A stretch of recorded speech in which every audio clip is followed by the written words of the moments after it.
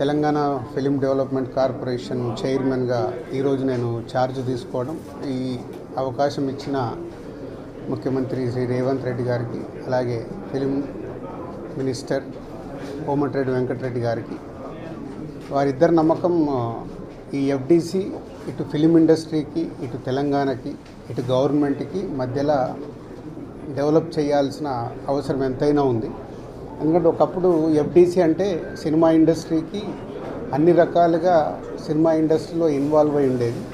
So మళ్ళీ ఆ పూర్వ వైభవం ఎఫ్డిసికి తీసుకురావాలనేది సీఎం రేవంత్ రెడ్డి గారి ఆలోచన.